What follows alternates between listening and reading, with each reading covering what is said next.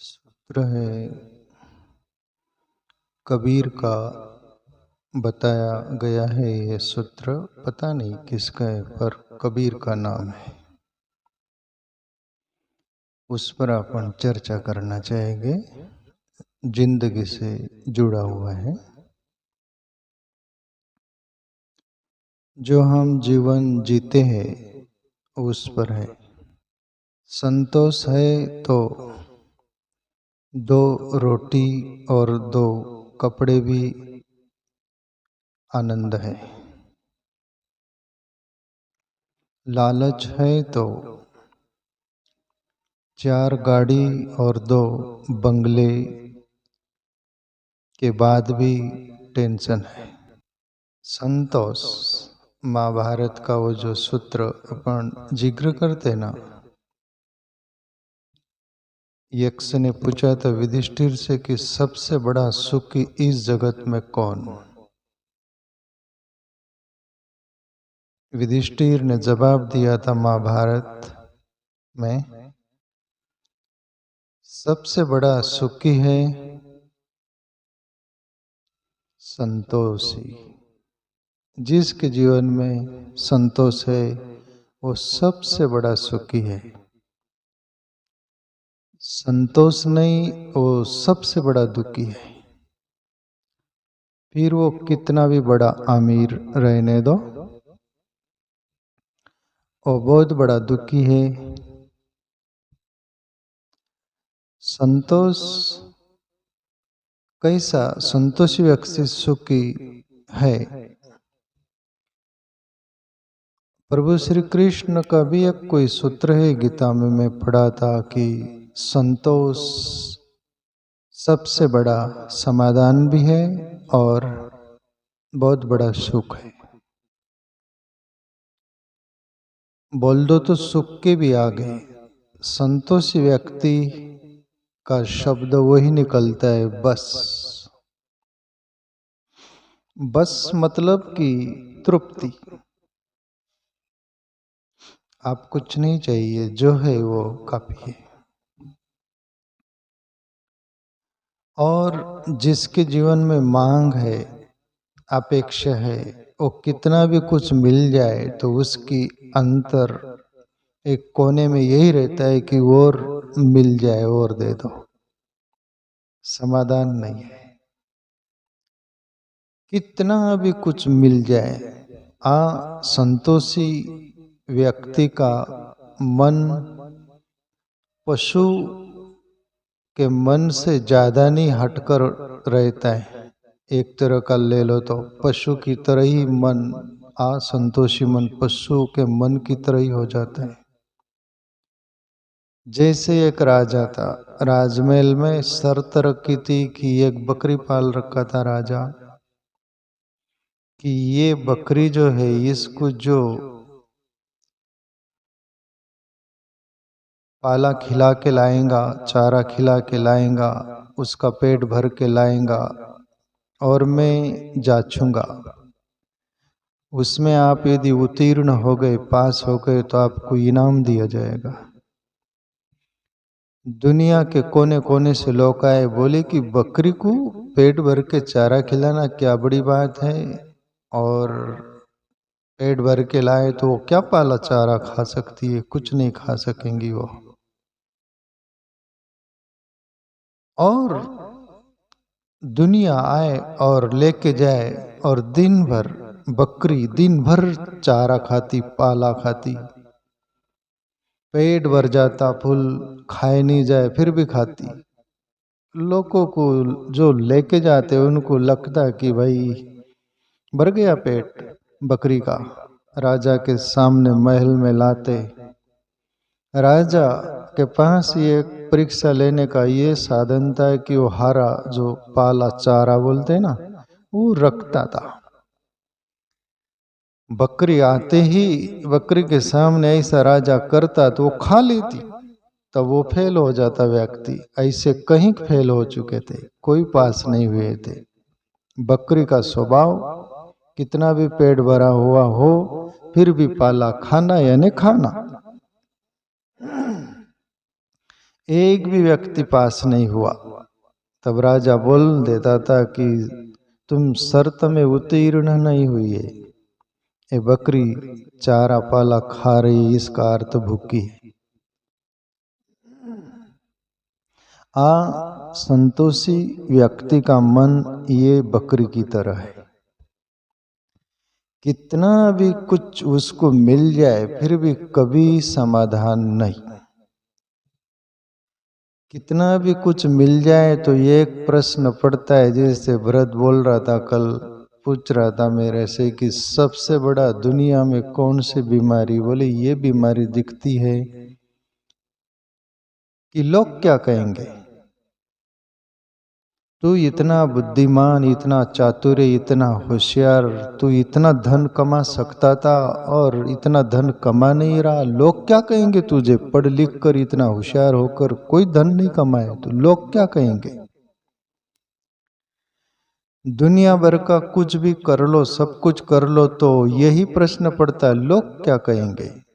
ये बहुत बड़ी बीमारी घेर लेती है जिसका मन असंतोषी है। उसको मन समाधान में नहीं बदलता। समाधान उसके लिए तभी है जब संतोष मान ले।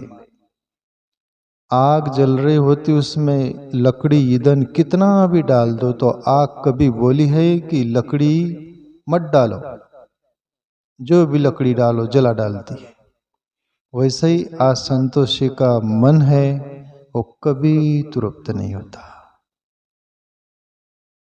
इसलिए यक्ष को युधिष्ठिर बोले कि वो सबसे बड़ा जगत में सुखी है जिसका मन समाधान में बदल गया, संतोष में बदल गया। जो मिला ईश्वर ने दिया, मेरे प्रारब्ध भाग्य वो संस्कार के अनुसार जो भी कुछ मिला है वो ठीक है, मैं पुरुषार्थ कर रहा हूँ, करूँगा।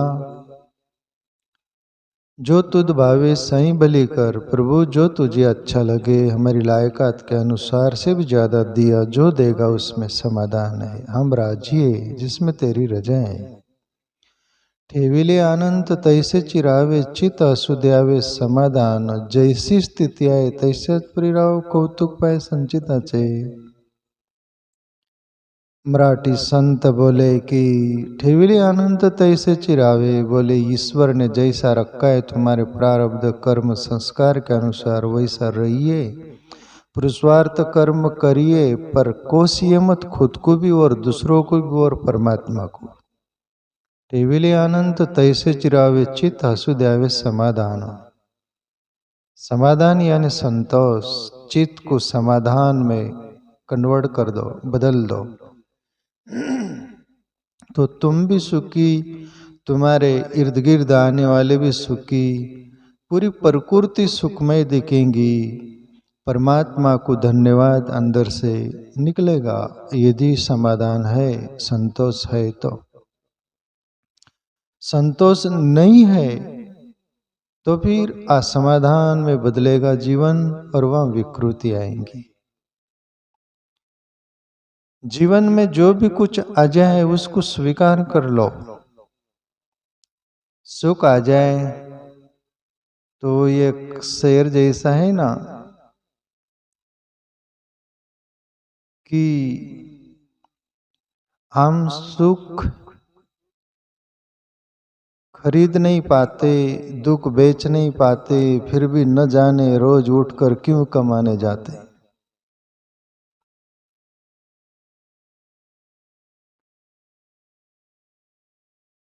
बोले जिंदगी का हम गम दुख सब कुछ बेच नहीं पाते दुनिया को, और सुख खरीद नहीं पाते, फिर भी रोज क्यों कमाने जाते, प्रश्न पड़ता है। तो जिंदगी में दुख आ जाए तो स्वीकार करो ये हमारा दुख है, सुख आ जाए तो उसको स्वीकार करो, दोनों से किनारा मत करो। जिंदगी में जैसे दिन निकलता है रात भी होती है और ये आते जाते रहते हैं, ऐसे ही जिंदगी में सुख और दुख, संतोष असंतोष चलते रहते, बादल चलते रहते, छट जाते हैं।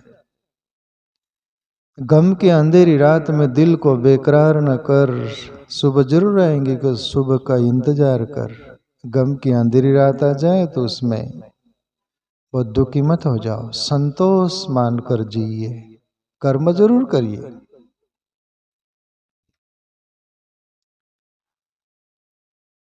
अभी देखो संतों का जीवन कैसा रहता है, कभी तो चाय चना चबेना, कभी लपटा ले ले खिरारी, कभी तो ओढ़े श्याल दुश्याला, कभी गुदड़ी फटिया लीरारी, कभी तो सोए राजमहल में, कभी तो गली आईरान दी, वाह वाह रे मौज फकीरान दी। संत ये मानता है प्रभु आज चना भी मिल गए तो धन्यवाद, कभी खीर पूरी भी मिल गई तो धन्यवाद, कभी राजमहल में सोने को मिल गया धन्यवाद, कभी गलियों में सोने को मिल गया धन्यवाद, कभी शाल दुशाला ओढ़ने को मिल गया धन्यवाद, कभी गुदड़ी पट्टी मिल गई ओढ़ने को तो धन्यवाद। कोई शिकायत नहीं, कोई फरियाद नहीं, यानी संतोषी। संतोषी व्यक्ति हर हाल में संतोष खोज लेगा और असंतोषी हर हाल में असंतोष खोज लेगा। गुरु शिष्य थे,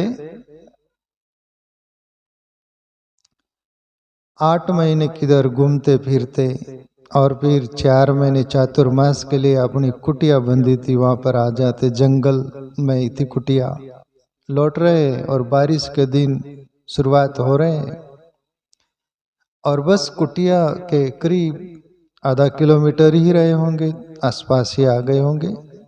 आंधी तूफान आया और उनका जो कुटिया थी खपरेलू कुछ ऐसा होगा, ऊपर सादी सुदी कुटिया थी। आंधी तूफान में वो ऊपर का छप्पर खप्पर ही उड़ गया, थोड़ा सा बाकी रह गया, पूरा उड़ गया।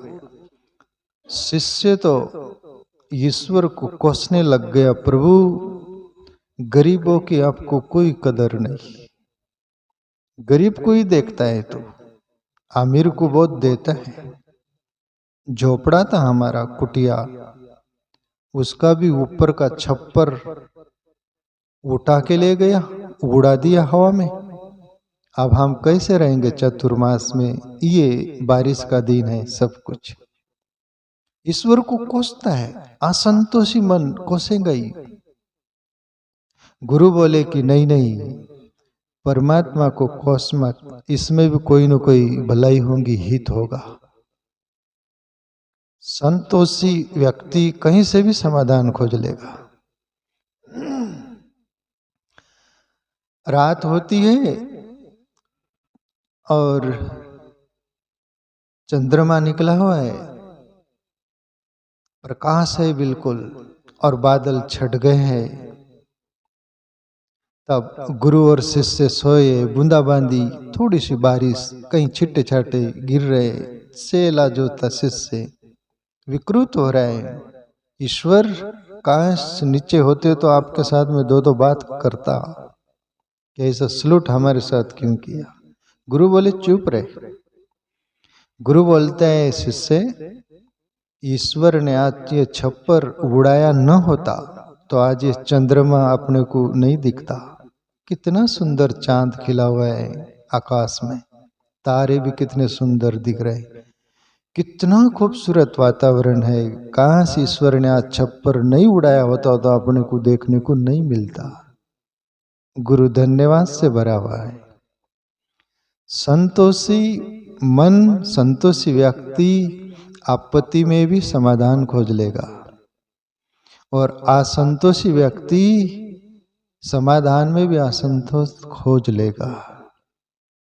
इसलिए जिंदगी में कभी भी जो भी कुछ मिला है ईश्वर को धन्यवाद दीजिएगा। अपन शिकायत फरियादियां करने जैसा कुछ भी नहीं है प्यारे मित्रों।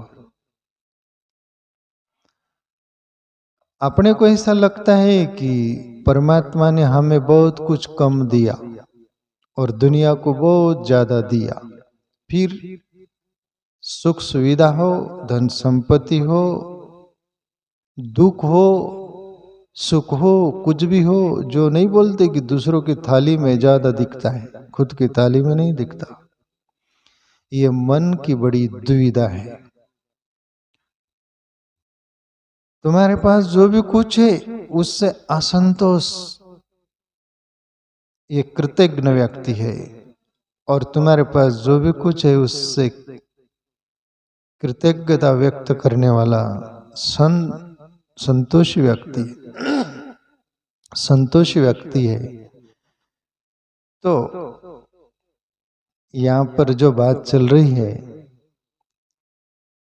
इसमें समाधान मानना चाहिए, उससे जीवन विकृत नहीं होगा। प्यारे मित्रों, तो ये जो सूत्र है कबीर का बताया जाता है, पर कभी कभी सूत्र कहीं और से भी रहे तो अच्छा रहे तो संतों का नाम जोड़ भी दिया जाता है, पर कबीर का नाम है यहाँ। संतोष है तो 4 रोटी और 2 कपड़े में भी आनंद है, लालच है तो 4 गाड़ी और 2 बंगले के बाद भी टेंशन है। टेंशन में दुनिया कितनी है, जरा गौर से देखो। समर्थ स्वामी रामदास बोले, अपना उनका भी मन बोलता है, मन तो सबका एक जैसा है ना। समर्थ स्वामी रामदास का भी मन बोले कि अपन क्या लंगोटी लगाए फिर रहे हैं, जंगल में फिर रहे साधु संत बनकर, दुनिया कितनी सुखी है। मन झांसा देता है, मन पासा फेंकता है। समर्थ स्वामी रामदास मनाचे श्लोक एक बुक से ही उनकी, अपने मन को बोले, मना जगी सर्व सुखी ऐसा कौन है, विचारी मना तू शोधो नहीं पाए। हे मन, ये जग में ऐसा सुखी कौन है, तू जरा खोज के तो देख। जनी सर्व सुखी ऐसा कौन है, विचारी मना तू शोधो नहीं पाए। तू जग में जा, बोले खोज सब दूर, कौन सुखी है बता मुझे। कबीर भी बोले, जो देखे सो दुखिया, जगत में सुखिया नजर नहीं आया। राजा दुखिया, रंक दुखिया, दूत दुखिया, अवधूत दुखिया, दुखिया सब संसारा। जो देखे सो दुखिया, कहे कबीर सो नहीं दुखिया, जिसने अपने मन को जीता रहे। जो मन को जीत लिया फिर वो दुखी नहीं, हर हाल में खुश रहेगा, वो प्रसन्न रहेगा। और मन ही दुख सुख का कारण है। मनियो मनुष्याणाम कारणम बंध मोक्षया, बंधाए विषया संको मुक्ति निर्विषयाम मना। मन यदि कहीं बन जाता है तो दुख के फंदे में बन जाता है वो, और उस पास से बाहर निकल गया तो मुक्त हो जाता है। तो मन ही कारण है सुख दुख का, इसको समझे हम और इससे बाहर निकलने का प्रयास करें। इसके लिए एक ही है, आत्मचिंतन, ईश्वरीय भजन, उसमें रत रहे हमारा मन। तो मन कहीं और पासा फेंकना नहीं चाहेगा, फिर फेंकना भी चाहेगा तो उसको ईश्वरीय और शक्ति का, भजन का, आत्मचिंतन का बल रहेगा, उसको कंट्रोल करेगा, वो साधन भजन का जो सामर्थ्य है। तो ये जीवन में अनिवार्य है, नहीं तो मन बड़ो जोदो, घोड़ो राके दो, घोड़ा 2 रखता है, ये घोड़ा पर बैठ के भी रहता है, ये घोड़ा तैयार रखता है, बड़ा जोदा है। तो जितना भी कुछ है अपने पास उसमें समाधान मानिए। मना तोच पूर्व संचित केले, तया सार के भोगने प्राप्त झाले। समर्थ स्वामी रामदास है, मन क्या बावलापन करता है तू। प्रारब्ध के जो तेरे कर्म थे सभी कुछ वो थे, उसके अनुसार यहाँ सुख भी दुख भी, हर कोई परिस्थिति तेरे सामने खड़ी है, उसको तू जीना ही पड़ेगा। तू न जीना चाहे तो भी जीना पड़ेगा। एक सूफी फकीर बोले, फरियाद न कर, फरियाद न कर, ये तेरा पूर्व का लेखा जोखा है, जो तूने किया वही यहाँ पर मिलता है। फरियाद न कर, फरियाद न कर। तो फरियाद से भरा हुआ चित्त और मन कृतज्ञ है, और फरियाद से बाहर जो है वो मन कृतज्ञता से भरा हुआ है। कृतज्ञ न रहे, कृतज्ञता से भरा हुआ हमारा जीवन जिए।